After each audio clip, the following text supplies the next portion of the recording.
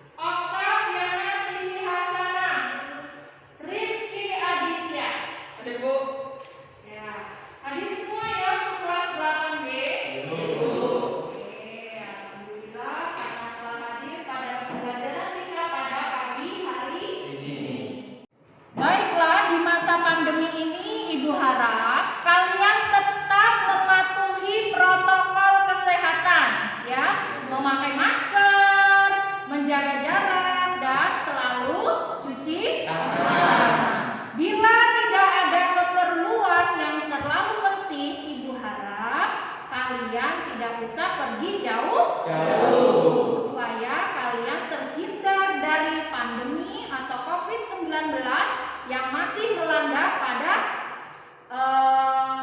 negara kita sekarang ya.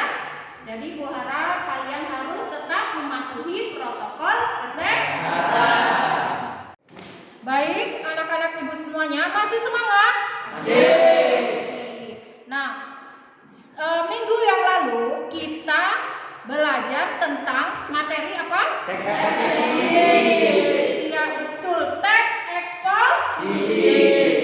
Masih ingat teks eksposisi itu apa? Masih. Coba Adit, teks eksposisi itu apa, Dit? Teks eksposisi adalah karangan bersifat informasi atau pengetahuan secara ringkas, jelas, padat, dan menarik untuk dibaca. Teks eksposisi tergolong dalam jenis teks argumentatif. Ya, betul sekali Adit. Teks eksposisi adalah teks atau karangan yang bersifat informasi atau pengetahuan secara ringkas, jelas, dan padat, menarik untuk dibaca. Teks eksposisi tergolong dalam jenis teks argumentatif. Itu adalah pengertian teks eksposisi. Pelajaran kita hari ini, tujuan pembelajaran yang akan kita capai pada pagi hari ini adalah setelah mengamati, berdiskusi, dan bertanya jawab dalam pembelajaran dengan pendekatan TPA-CK dan model project based learning, peserta didik mampu menulis teks eksposisi berupa artikel ilmiah, populer, lingkungan hidup, kondisi sosial, dan atau keragaman budaya dan lain-lain dengan tepat. Jadi pembelajaran kita pada pagi hari ini yaitu kalian nanti menulis tentang teks eksposisi, ya? Paham? Baik, masih semangat semuanya? Baik anak-anak, ya. Ibu akan menayangkan video tentang struktur teks eksposisi, kaidah kebahasaan teks eksposisi, dan langkah-langkah menulis teks eksposisi. Ibu harap kalian memperhatikan video yang akan Ibu tampilkan di depan dan dicatat hal-hal yang penting. Mengerti? Sekarang disimak video yang akan Ibu putarkan. Assalamualaikum warahmatullahi wabarakatuh. Halo anak-anakku semuanya. Kali ini kita tetap di materi teks eksposisi. Kita akan melanjutkan materi eksposisi yaitu struktur teks eksposisi. Kira-kira bagaimana ya strukturnya? Yuk simak video berikut sampai selesai. Kita akan melanjutkan materi mengenai teks eksposisi yaitu struktur dan kaidah teks eksposisi.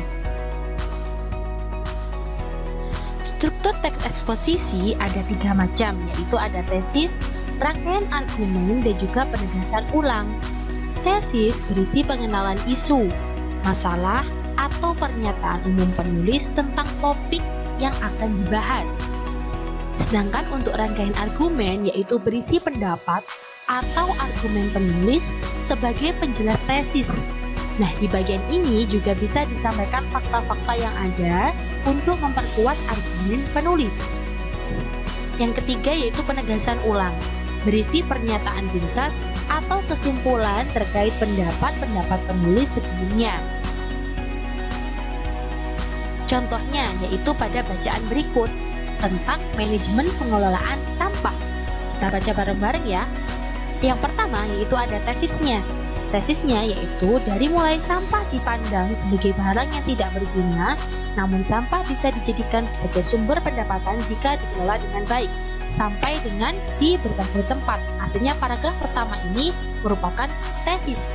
Sedangkan untuk paragraf yang kedua merupakan rangkaian dari argumen. Mulai dari warga Pasar Ciputat Tangerang bisa dijadikan contoh. Warga setempat telah berhasil mengolah sampah dengan peralatan yang disediakan pihak swasta melalui perjanjian dengan pihak daerah sampai dengan dan pemasukan bagi warga. Jadi paragraf kedua awal sampai dengan paragraf kedua yang akhir. Nah, untuk penegasan ulang ada di sebelahnya ya. Berdasarkan contoh-contoh tersebut, pengelolaan sampah tidak lepas dari keterlibatan warga masyarakat dan peran pemerintah sampai dengan paragraf akhir ketiga. Selanjutnya yaitu tentang kaidah kebahasaan pada teks eksposisi. Ada beberapa macam, yaitu ada kata teknis, konjungsi kausalitas, kata kerja mental, kata perujukan, dan kata persuasif. Yang pertama yaitu menggunakan kata-kata teknis atau peristilahan yang berkenaan dengan topik yang dibahas. Contohnya, penebangan liar, hutan lindung, hutan alam, hutan rawa gambut, dan sektor kehutanan. Ini adalah contoh kata-kata teknis atau peristilahan yang berkenaan dengan topik yang akan dibahas. Yang kedua, menggunakan kata-kata yang menunjukkan hubungan argumentasi atau kausalitas. Misalnya, jika, sebab, karena, dengan demikian, akibatnya, oleh karena itu. Selain itu, dapat pula digunakan kata-kata yang menyatakan hubungan kronologis atau keterangan waktu, ataupun kata-kata yang menyatakan hubungan atau pertentangan seperti sebelum itu, kemudian, pada akhirnya, sebaliknya, berbeda halnya, namun. Jadi kata-kata kausalitas atau kata yang menunjukkan sebuah argumen itu biasanya diawali dengan kata-kata sebagai ini. Yang ketiga yaitu menggunakan kata-kata kerja mental atau mental verba seperti diharapkan, diyakinkan, diperkirakan, mengagumkan, diduga, berpendapat, berasumsi, dan menyimpulkan. Contohnya, kami semua berharap bahwa ada sesuatu yang diharapkan. Jadi ini menggunakan kata-kata kerja mental, artinya menggunakan perasaan dan juga pikiran. Nomor 4 yaitu menggunakan kata-kata perujukan seperti berdasarkan data yang diperoleh atau merujuk pada pendapat, berdasarkan pendapat dari siapa, seperti itu. Nah, itu merupakan contoh dari kata-kata perujukan. Yang kelima, menggunakan kata-kata persuasif seperti hendaklah, sebaiknya, diharapkan, perlu, dan juga harus. Selain itu, teks eksposisi lebih sering menggunakan kata-kata denotatif, yakni kata-kata yang bermakna sebenarnya. Kata itu belum mengalami perubahan ataupun penambahan makna. Jadi, menggunakan kata-kata yang benar-benar terjadi atau kata-kata yang sebenarnya. Maknanya itu sebenarnya. Adapun langkah-langkah dalam menulis teks eksposisi adalah sebagai berikut. Yang pertama, menentukan isu atau topik atau masalah yang akan kalian bahas. Yang kedua, membaca berbagai sumber yang berkaitan dengan isu yang dipilih dengan melakukan sejumlah pengamatan. Baiklah, tadi kalian sudah mengamati video tentang struktur, kaidah, kebahasaan, dan langkah-langkah dalam menulis teks eksposisi. Ya, di dalam teks eksposisi itu ada ciri-ciri teks eksposisi, yaitu yang pertama memiliki gagasan, yang kedua mengandung fakta. Jadi ciri-ciri teks eksposisi itu ada dua, yaitu yang pertama memiliki gagasan dan yang kedua mengandung fakta. Gagasan dalam teks eksposisi itu bisa berisi pernyataan berupa penilaian, komentar, dan saran penulis terkait topik yang sedang dibahas. Kemudian, dalam gagasan juga terdapat rujukan atau dorongan untuk mengajak pembaca menanggapi permasalahan yang sedang dibahas. Itu adalah ciri-ciri dalam teks eksposisi berupa gagasan. Kemudian yang kedua mengandung fakta. Mengandung fakta di sini yaitu berupa kejadian atau peristiwa yang benar-benar bukan hoax ya. Teks eksposisi itu adalah mengandung fakta. Di situ berupa kejadian yang benar-benar terjadi. Contohnya pada saat sekarang ini masih terjadi, negara kita sedang dilanda oleh virus COVID-19. Nah, itu merupakan fakta ya. Kemudian mengandung fakta di sini juga berfungsi untuk memperkuat agar lebih meyakinkan pembaca. Itu adalah ciri-ciri teks eksposisi. Nah, kemudian pada teks eksposisi itu ada struktur teks eksposisi. Yang pertama tentang tesis, yang kedua yang ketiga. Jadi pada struktur teks eksposisi itu ada yang pertama tesis, yang kedua yang ketiga. Struktur teks eksposisi itu ada tesis. Tesis itu apa pengertian dari tesis? Coba Okta dibacakan Okta. Tesis itu apa? Berupa penanggalan isu, masalah, atau pandangan penulis secara umum tentang topik yang akan dibahasnya. Bagus sekali Okta. Tesis itu adalah berupa pengenalan isu, masalah, ataupun pandangan penulis secara umum tentang topik yang akan dibahas. Nah, itu adalah pengertian dari tesis. Masih semangat semuanya? Masih. Nah, untuk yang kedua itu kita akan membahas setelah tesis tadi argumentasi. Nah, yang kedua tentang argumen.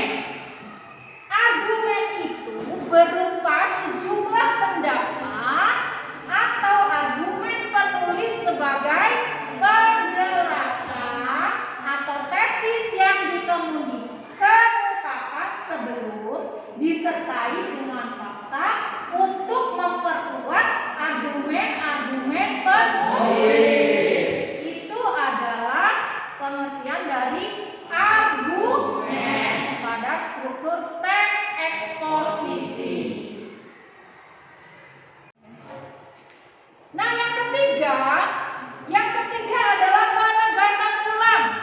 Penegasan ulang di sini perumusan kembali secara ringkas, penutup atau kesimpulan. Itu adalah penegasan ulang pada struktur teks eksposisi.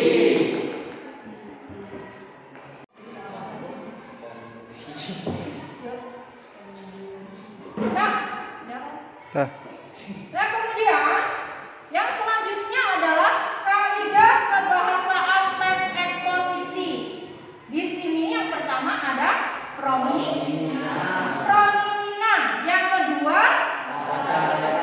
kata leksikal. Yang ketiga konjungsi. Itu adalah kaidah kebahasaan dari teks eksposisi. Nah, kemudian langkah-langkah dalam menulis teks eksposisi itu ada 3 juga, ya. Yang pertama menentukan topik. Yang kedua menyusun kerangka tulisan. Yang ketiga mengumpulkan bahan tulisan. Itu langkah-langkah dalam menulis teks eksposisi. Coba Ibu mau bertanya dengan kalian, Tristan, sebutkan langkah-langkah dalam menulis teks eksposisi. 1. Menentukan topik. 2. Menyusun kerangka tulisan. 3. Mengumpulkan bahan tulisan. Ya, bagus sekali Tristan ya. Dalam langkah-langkah menulis teks eksposisi itu, yang pertama kalian harus menentukan topik. Yang kedua harus menyusun kerangka tulisan. Baru yang ketiga mengumpulkan bagus sekali Tristan ya. Baiklah, sekarang Ibu akan membagi kelompok pada kelas kita hari ini ya. Ibu akan menjadikan kalian menjadi 3 kelompok ya, kelompok 1, kelompok 2, dan kelompok 3 ya. Sekarang kalian boleh tentukan bangku kalian menjadi 3 kelompok untuk kita berdiskusi.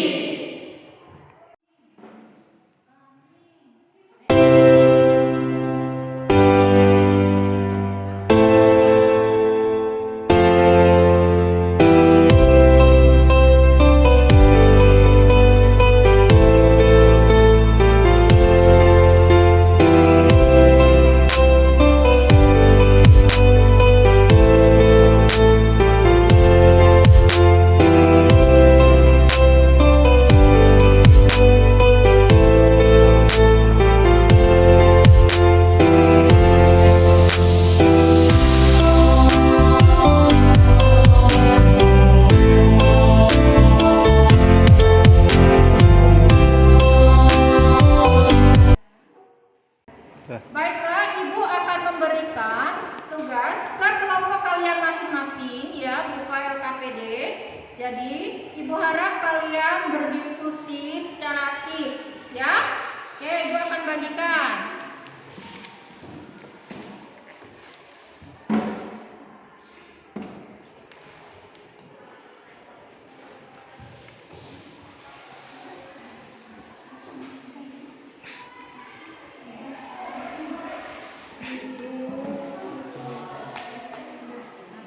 Baik, sudah Ibu bagikan tugasnya pada kelompok masing-masing. Ibu harap ya, nanti di kelompok A mengerjakan tesis, di kelompok B untuk argumennya, di kelompok C untuk bagian penegasan ulang. Nah, sekarang boleh dimulai untuk diskusinya.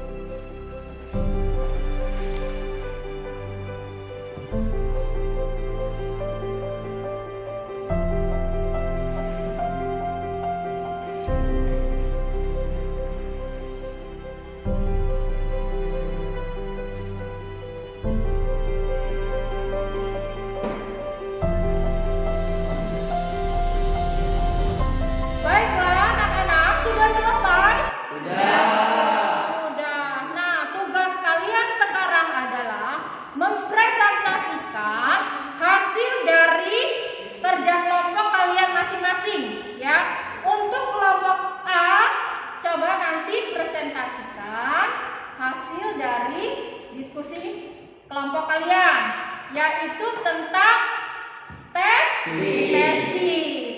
Coba kelompok A presentasikan hasil dari diskusi kelompok kalian. Hasil dari diskusi kelompok A tentang tesis. Orang tua tentu merasa bahagia ketika melihat pertumbuhan dan perkembangan yang baik pada anaknya. Namun ketika anak-anak mulai menginjak usia remaja, mereka lebih suka menghabiskan waktu tanpa ingin diawasi oleh orang tua.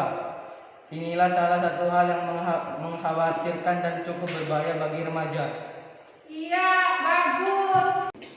bagus sekali hasil dari kelompok A tentang tesis. Boleh ditanggapi untuk kelompok B.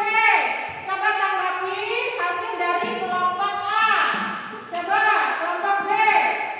Hasil dari kelompok A sudah bagus, Bu, untuk tesisnya. Iya, hasil dari kelompok A sudah bagus untuk tesisnya. Kemudian sekarang presentasikan kelompok B tentang argumen. Dari kelompok B tentang argumentasi adalah diawali dengan karakter seorang remaja yang ingin tahu dan ingin mencoba banyak hal baru. Tak jarang mereka tidak bisa membedakan mana yang benar dan mana yang tidak benar. Selain itu, remaja merupakan masa ketika anak-anak mulai belajar tentang siapa diri mereka dan bagaimana mereka menyesuaikan diri dengan lingkungan sekitarnya. Dengan demikian, peran orang tua dibutuhkan sebagai penyangga agar anak-anak tidak jatuh ke lubang yang salah dan dapat menempatkan diri dengan baik di lingkungan mereka. Komunikasi antara orang tua dan anak juga merupakan salah satu peranan penting dalam mendidik dan membimbing anak remajanya. Misalnya dengan membantu mengarahkan, menyayangi, menasehati, dan lain sebagainya. Baik, itu adalah hasil presentasi dari kelompok B tentang argumen. Gimana kelompok A tanggapannya untuk kelompok B? Hasil dari kelompok B sudah baik, Bu, untuk argumentasinya. Bagus, hasilnya sudah baik. Nah, sekarang lanjut presentasikan untuk kelompok C. Kelompok C, coba presentasikan hasil dari diskusi kalian. Kelompok C tentang penegasan ulang.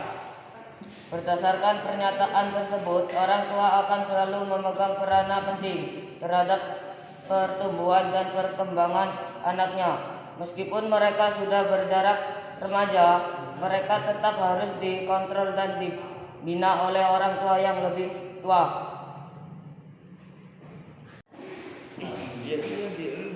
Baiklah, itu tadi hasil presentasi dari kelompok C. Coba tanggapi untuk kelompok C. Adik lagi, coba tanggapi kelompok C. Hasil dari kelompok C sudah baik untuk penegasan ulangnya, Bu. Iya, hasil dari kelompok A, B, dan C sudah baik. Bagus untuk tesisnya, untuk argumennya, dan untuk penegasan ulang. Nah, sekarang kalian boleh mengumpulkan hasil dari menulis teks eksposisi untuk individunya ya. Jadi tugasnya boleh dikumpul ke ibu atau ke kelompok masing-masing ya. Untuk tugas kalian boleh dikumpul, maju ke depan, dikumpul ke ibu ya.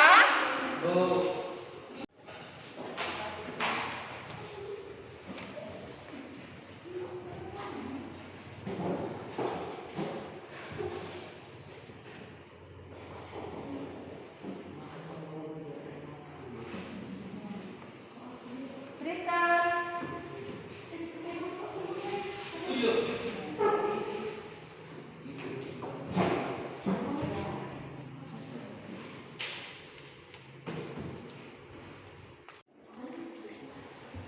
Baiklah anak-anak, pada pembelajaran hari ini tentunya kita bisa menyimpulkan apa yang sudah kita dapatkan tentang teks eksposisi. Baiklah, Ibu akan tunjuk. Adit, coba berikan kesimpulannya pada pembelajaran yang kita dapat pada pagi hari ini. Kesimpulan dari pembelajaran hari ini yaitu saya jadi lebih paham tentang struktur teks eksposisi, kaidah kebahasaan teks eksposisi, dan langkah-langkah dalam menulis teks eksposisi.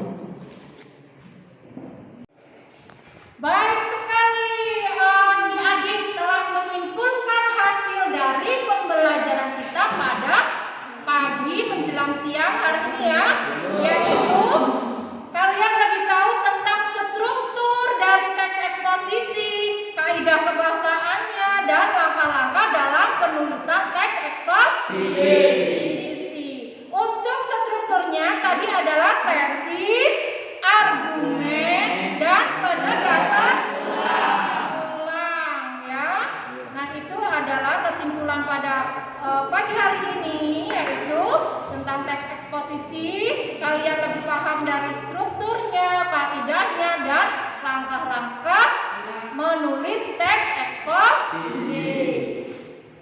Baik anak-anak, untuk tugas kalian di rumah, kalian membuatkan teks eksposisi dengan tema, dengan topik yaitu tentang COVID-19 ya.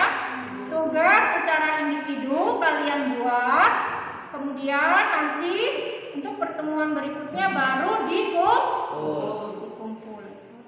Untuk pembelajaran kita pada minggu depan, kita akan melanjutkan pada bab berikutnya, yaitu tentang apa ya bab berikutnya?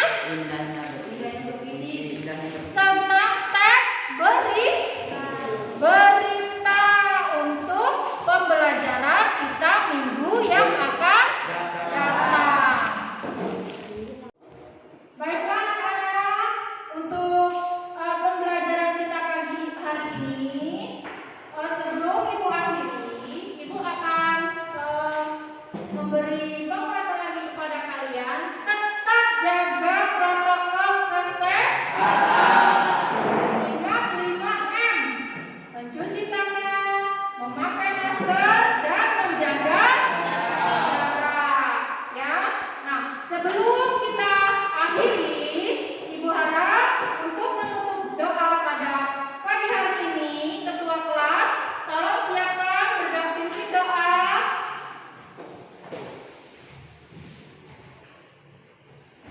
Baiklah kawan-kawan, sebelum kita mengakhiri pembelajaran pada hari ini, alangkah baiknya kita berdoa.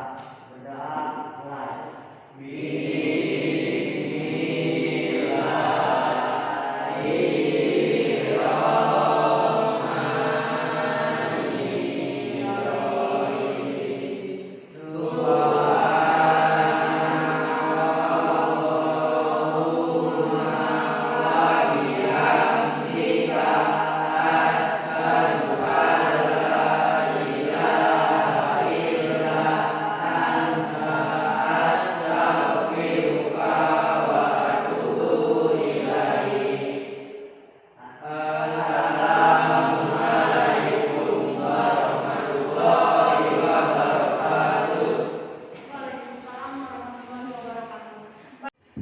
Baik anak-anak, Ibu akhiri pembelajaran